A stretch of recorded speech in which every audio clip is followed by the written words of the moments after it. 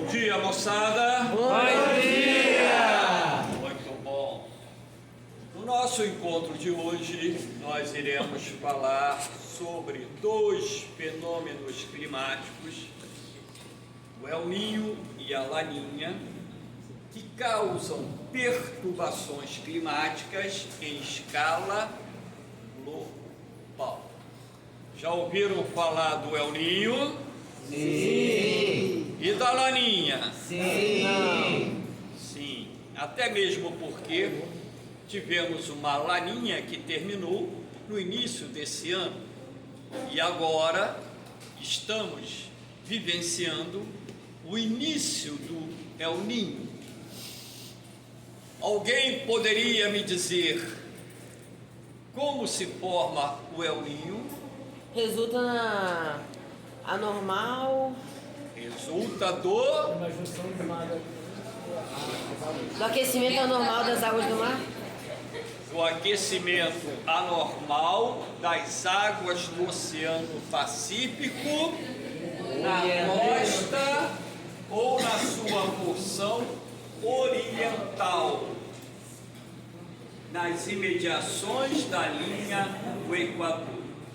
Esse aquecimento anormal das águas do Oceano Pacífico não deriva da ação direta dos raios solares, não, tá? Deriva de um sistema de circulação atmosférica. Por que isso? Porque de tempos em tempos, os ventos que normalmente sopram do Atlântico para o Pacífico, em condições normais, os ventos estão soprando nessa direção, de leste para oeste. De tempos em tempos, esse vento muda de direção. Ele passa a soprar do oeste para o leste. Então, esses ventos procedentes do Pacífico Ocidental, que banha o sul-sudeste, por exemplo, do continente asiático, que banha a Oceania na sua zona intertropical, esses ventos passam a soprar em direção ao Oceano Atlântico e, na medida em que isso acontece, esses ventos vão empurrando as águas mornas do Pacífico Ocidental em direção ao Pacífico Oriental. É isso que determina esse aquecimento anormal. E de repente você poderia me perguntar assim: mas professor, por que esses ventos mudam de direção?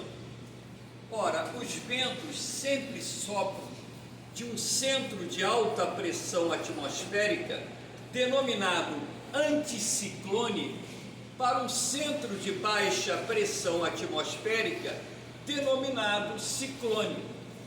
Então, ora, se ocorre a mudança na pressão atmosférica, ou seja, se a pressão atmosférica no Oceano Pacífico Ocidental aumenta e a pressão atmosférica no Oceano Pacífico Oriental diminui, os ventos mudam de direção. Eles passam a soprar de oeste para leste e, na medida em que isso acontece, essas águas mornas que estão lá no Pacífico Ocidental começam a ser empurradas em direção ao continente americano. Na medida em que isso acontece, ora, você vai ter mudanças climáticas em escala planetária. É o que nós já estamos começando a presenciar agora, nesse momento.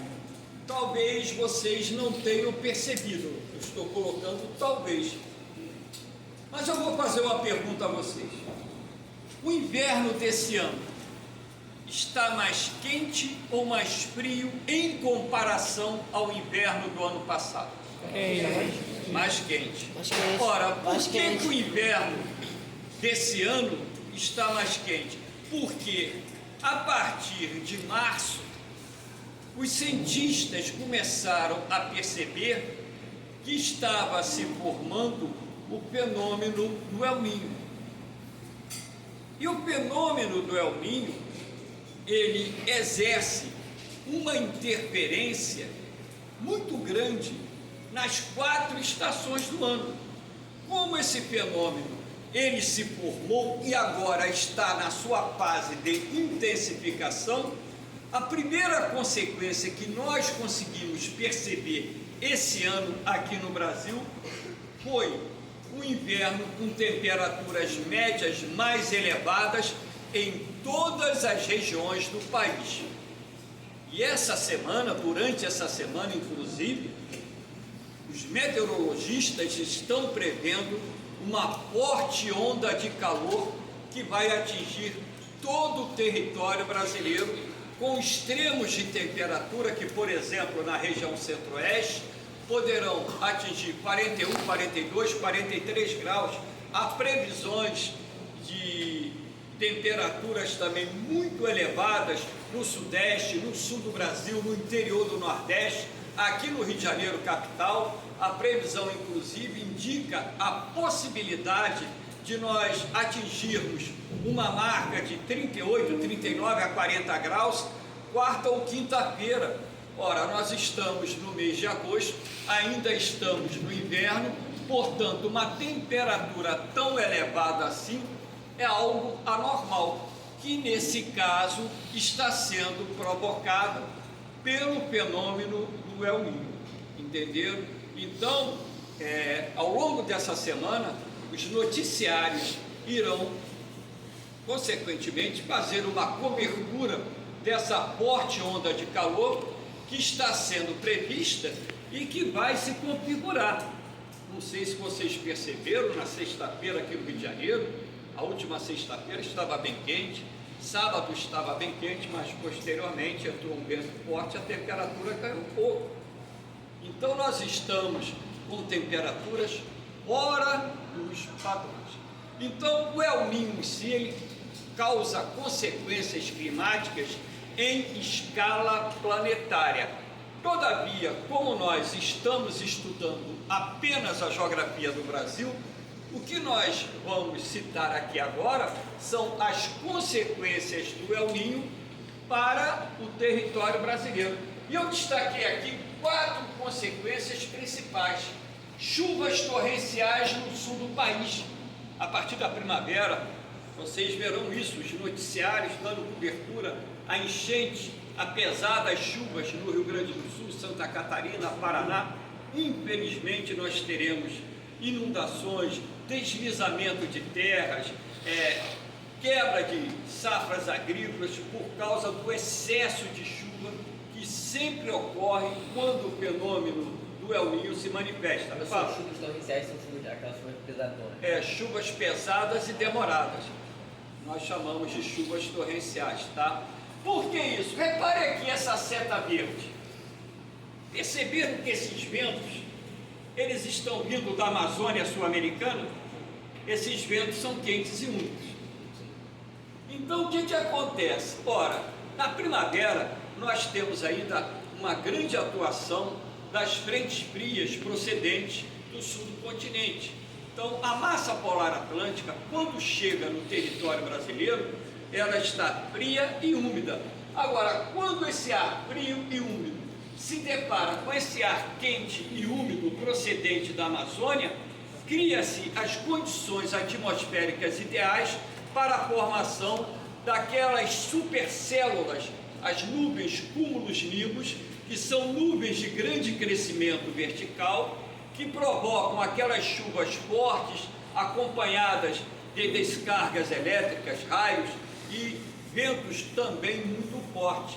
E essas chuvas ocorrem com uma frequência muito grande, e mesmo durante um dia ela pode ocorrer 2, 3, 4 vezes, com esse comportamento de chuvas torrenciais que irão causar inundações e grandes prejuízos, ok? Entenderam por que chove tanto no sul do Brasil quando o El Niño se manifesta? Então, os produtores rurais, os governos estaduais, o governo federal, logicamente que tem que criar medidas para mitigar, minimizar os efeitos do El Niño lá no sul do Brasil, tá certo? Uma outra consequência, secas severas no sertão nordestino. Então, aqui no interior do Nordeste, que é uma região submetida a secas sazonais, quando o El Niño se manifesta, a estação seca, ela fica mais rigorosa, muito mais forte. Por que isso? Porque quando o El Niño se manifesta, de acordo com os meteorologistas, se forma aqui sobre o sertão nordestino um centro de alta pressão. Então, um anticiclone. Anticiclone é a área dispersora de ventos.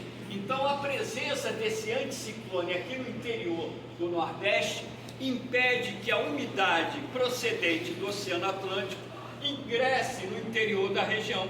E ainda tem um outro aspecto. Quando a pressão atmosférica aumenta, o ar passa a exercer um movimento de subsidência, descida, inibindo a formação das nuvens, porque a nuvem se forma quando o ar quente e úmido sobe, se resfria, o vapor d'água se condensa, formando as nuvens de chuva. Se o ar está exercendo um movimento de subsidência, ele impede a subida do ar quente e úmido, inibindo assim a formação de nuvens de chuva. Entenderam? O El Niño, ele provoca também a redução das chuvas da Amazônia Oriental, visto que em épocas de El Niño, a ação da massa equatorial atlântica diminui sobre a região. Por quê? Porque os ventos estão soprando do Pacífico para o Atlântico. Então, com isso, o ingresso do ar quente e úmido da massa equatorial atlântica diminui. Agora, se você tem uma redução das chuvas na Amazônia Oriental, isso vai favorecer o quê? A propagação dos incêndios florestais, das queimadas. Então, nesse ano nós teremos talvez um aumento do número de incêndios na Amazônia, provocados, claro, pela ação humana, alguns por combustão natural, e a imprensa vai bater nisso. Os incêndios florestais já tivemos no passado, inclusive, em época de El Niño, a necessidade do Brasil pedir ajuda internacional para debelar os incêndios florestais que eclodiram na Amazônia Oriental. Então vieram bombeiros de vários países do mundo ajudar os bombeiros brasileiros a debelarem os incêndios que eclodiram em vários pontos da Amazônia Oriental. E também, quando o El Niño se manifesta, nós temos a elevação da temperatura média. O inverno fica menos rigoroso, o verão aqui na nossa região sudeste, na região centro-oeste, ele fica mais quente, no sertão nordestino fica bem mais quente. Então, o El Niño traz consigo também a elevação da temperatura média, não só no Brasil, como em outras partes do mundo, ok? Alguma dúvida quanto a isso? Não. Sabe? Sabe. Entenderam de forma sucinta o que é o El Niño e as consequências que esse fenômeno gera no território brasileiro? Afirmativo. Ok. E a Laninha? A Laninha é o oposto. Reparem que agora essa seta verde está indo de leste para oeste. A Laninha se forma quando os ventos de leste ficam mais fortes do que o normal. E para que isso aconteça, a pressão atmosférica tem que aumentar aqui no Oceano Atlântico e diminuir lá no Pacífico Ocidental. Então, se os ventos que normalmente sopram de leste para oeste ficam mais fortes, o que acontece? Esses ventos empurram essas águas mornas em direção às regiões central e ocidental do Oceano Pacífico. Na medida em que essas águas mornas se afastam aqui do litoral da América do Sul, as águas geladas da corrente fria de Humboldt, que banha aqui o litoral do Chile e o litoral do Peru, chegam na zona equatorial oriental do Oceano Pacífico, resfriando as águas superficiais. Entenderam? Sabe? Então, Se o El Niño é causado pelo aquecimento anormal das águas do Pacífico Oriental nas imediações da linha do Equador, a Laninha é causada pelo resfriamento anormal das águas do Oceano Pacífico Oriental nas imediações da linha do Equador. Ambos os fenômenos causam consequências, sazonalidades climáticas. E aqui eu destaquei, ó, se o El Niño ele gera muita chuva no sul do Brasil, a Laninha causa um verão seco. Então, para os produtores rurais do Rio Grande do Sul, Santa Catarina, principalmente esses dois estados, e também para alguns municípios no Paraná, esses produtores rurais acabam tendo prejuízos enormes com quebra de safras por causa da estação seca. E a televisão mostrou isso no ano passado, mostrou isso no ano retrasado, porque a última Laninha teve duração de 3 anos. Caraca. Ela se estendeu por muito tempo. Além disso, você tem o aumento das chuvas no sertão. A Laninha para o sertão é bom, porque os ventos do Atlântico eles se fortalecem. Então, em épocas de Laninha, como os ventos que sopram do Oceano Atlântico em direção ao interior do Brasil ganham força, eles conseguem projetar ou levar umidade até o interior do Nordeste, criando as condições necessárias para a formação das nuvens de chuva, porque calor e umidade combinados são os ingredientes necessários para a formação das nuvens de chuva, desde que a pressão atmosférica caia. Porque quando a pressão atmosférica cai, o ar quente e úmido sobe, criando as condições para a formação das nuvens de chuva. Tá?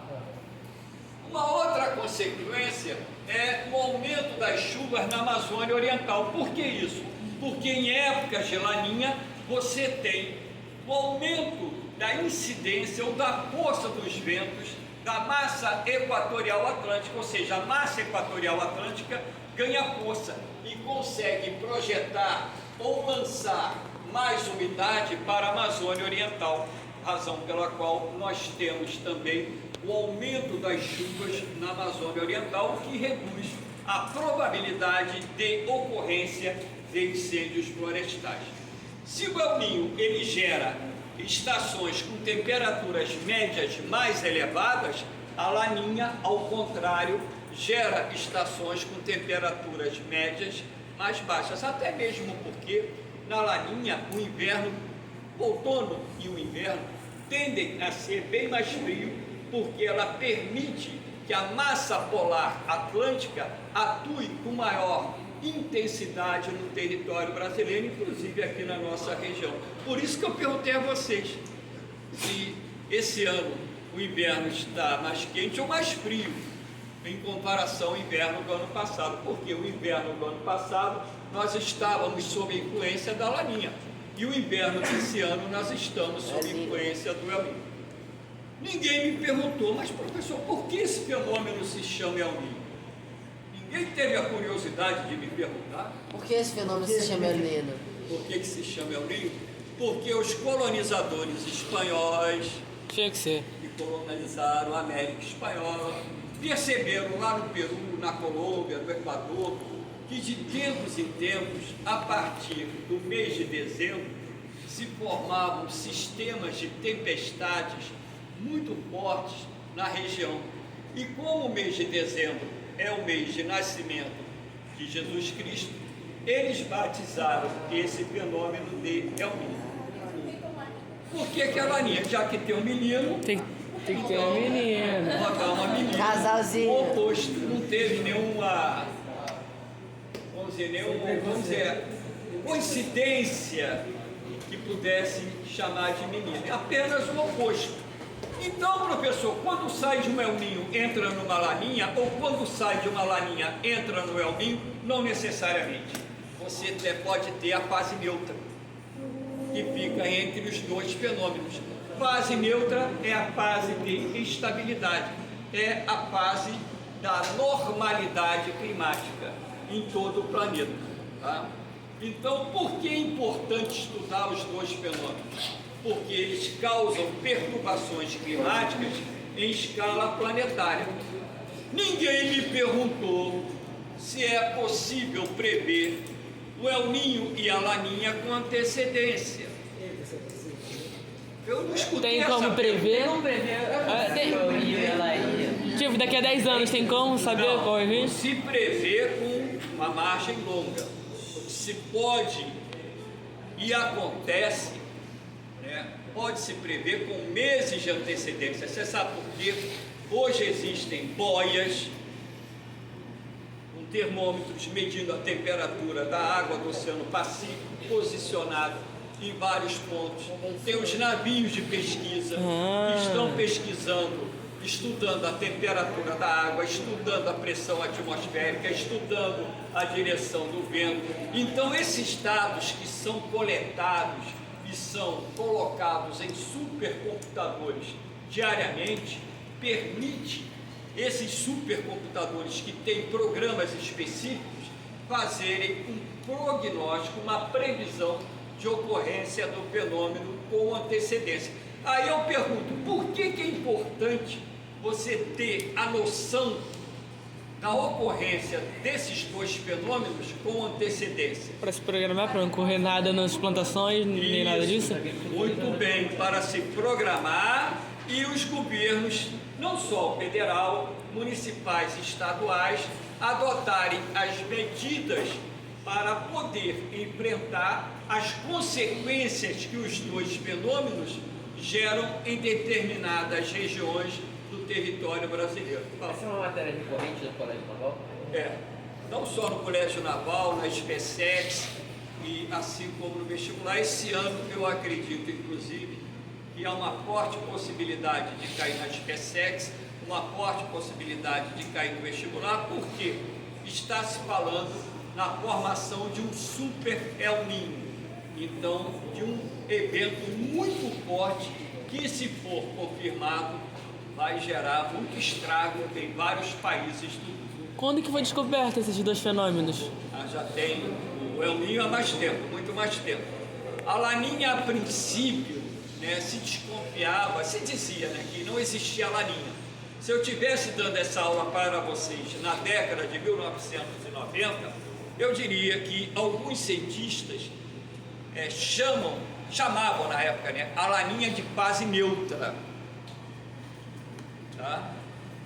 Hoje não, já se sabe que o El Niño existe. Tranquilo?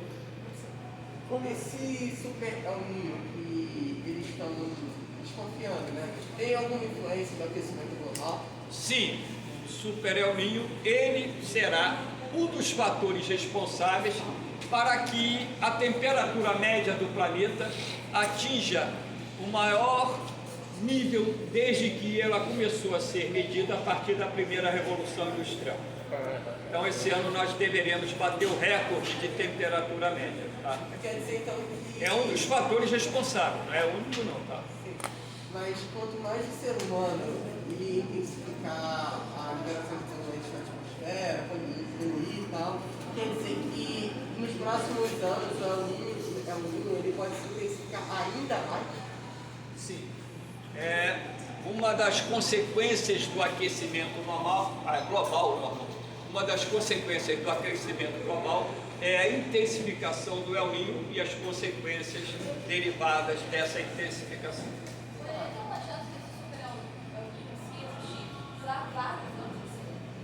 Não, o prognóstico normal é que dure até o ano que vem, mas é imprevisível. Assim como a última Laninha, ninguém previu que ela ia se estender por 3 anos, mas ela se estendeu. Então o clima ele tem uma dinâmica que é muito complexa.